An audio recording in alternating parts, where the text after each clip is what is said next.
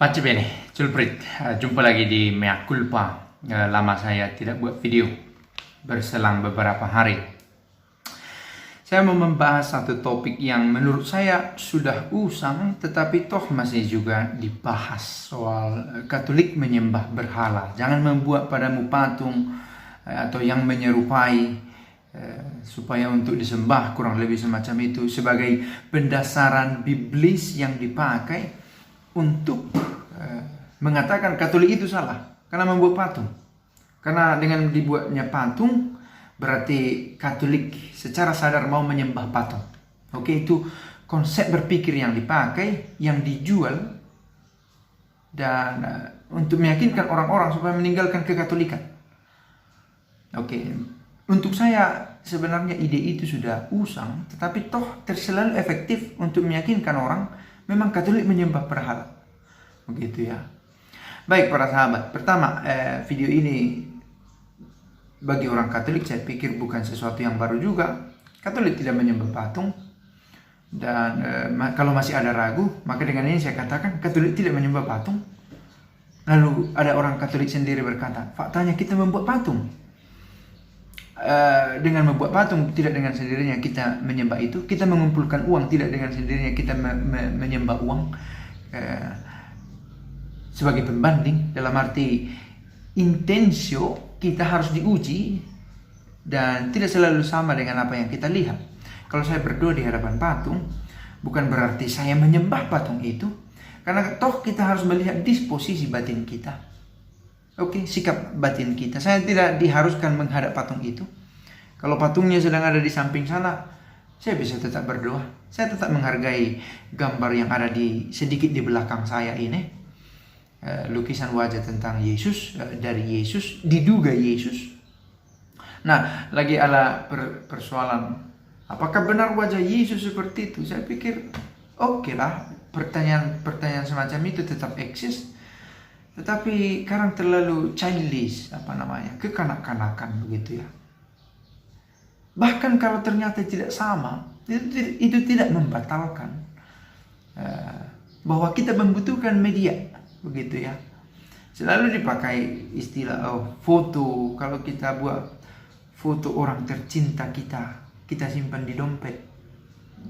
Apakah itu orangnya? Jelas tidak.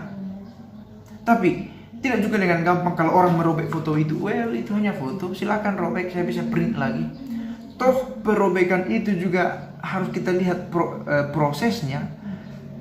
Mengabstraksi, kita abstraksi itu, mengapa dia merobek, berarti tidak ada respect. Dan itu juga bisa menyebabkan kemarahan kita. Begitu ya. Dan saya pikir pantas juga kita menanggapi orang-orang yang dengan gampang menghancurkan patung atau mendiskreditkan kekatolikan orang-orang Katolik karena memakai patung. Toh kita harus mengatakan yang kamu lakukan itu tidak tepat. Tidak tepat apa? Bahwa kamu menganggap saya sesat dengan memiliki patung. Begitu ya. Kita juga tidak bisa biarkan orang dalam kesesatannya, dalam kekeliruannya berpikir tentang kekatolikan kita, tentang cara kita beriman. Maka kalau ada seorang yang bukan Katolik menyatakan, "Hei, kamu menyembah patung." Lalu si Katolik, "Oh, yang penting saya tidak menyembah, biarkan saja." Saya pikir itu pembiaran yang berisiko juga. Membiarkan kesalahan membuat kita terlibat dalam kesalahan itu. Maka toh harus kita katakan, well, cara berpikirmu keliru, kan begitu ya. Sama halnya seperti tabut perjanjian. Apakah di situ Allahnya? Atau ular tembaga? Apakah Allahnya ada di ular tembaga yang dipegang oleh Musa? Pada kisah perjalanan bangsa Israel, apakah Allahnya ada di sana? Toh tidak juga. Maka saya pikir, ya dari pihak Katolik, saya sangat yakin bahwa orang-orang Katolik juga tahu bahwa saya menghadapkan diriku kepada Allah, tetapi di mana, di hadapan mana, saya butuh sesuatu yang membantu saya terorientasi begitu ya. Saya punya patung gambar ini, saya menghadap ke sana.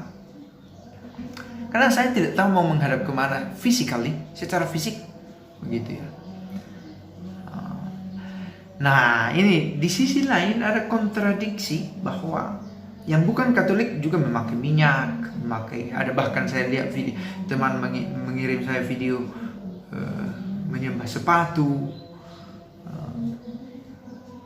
dengan penumpangan tangan. Itu semua media-media empirik, kalau kita pakai term sedikit filosofis, yang bisa dilihat mata, yang bisa dijangkau oleh kulit kita, oleh penciuman, oleh pendengaran kita.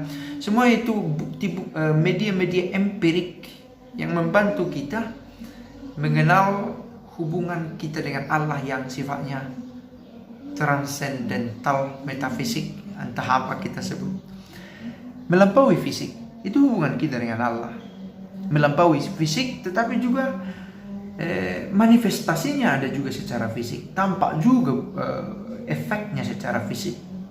Orang beriman bergembira, tampak dari senyumnya. Contohnya, senyum itu sebuah manifestasi berangkat dari iman. Nah, kita tidak bisa berangkat pertama-tama dari manifestasi ini. Kalau dia senyum berarti beriman, belum tentu. Nah, kalau dia punya patung berarti dia menyembah berhala, tidak bisa dibalik. Saya menyembah Allah karena saya ingin mengenal Allah lebih dekat. Begitu cintanya saya, contohnya kepada Bunda Maria, saya memakai patungnya. Oh, ada patungnya, berarti dia menyembah Allah, belum tentu. Itu juga bisa menjadi kesesatan berpikir karena dibalik secara tidak tepat. Oke, ini penguraian yang saya pakai secara lisan spontan, tidak tekstual. Tapi saya pikir kita bisa membedakan penghormatan dan penyembahan. Penyembahan semata-mata hanya kepada Allah. Penghormatan, efek dari penyembahan kepada Allah, toh bisa terjadi kepada banyak hal. Oke? Kita menghormati pendeta kita, pastor kita, bukan semata-mata karena orangnya, karena bisa saja mengecewakan, tetapi karena Allah, gitu ya. Saya mencintai rosario yang saya miliki, bukan semata-mata karena terbuat dari emas atau dari kayu ofir atau kayu apalah, tetapi karena relasi saya dengan Allah dan Bunda Maria. Hal-hal semacam itu. Toh saya hormati yang empirik ini, yang bisa saya lihat, yang secara fisik hadir. Saya pikir di sana bisa menjadi ulasan-ulasan ringkas lah.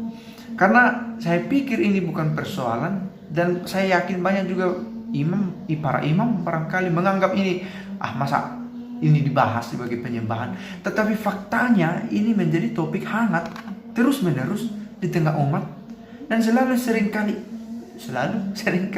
efektif meyakinkan umat Katolik that you are on a wrong way.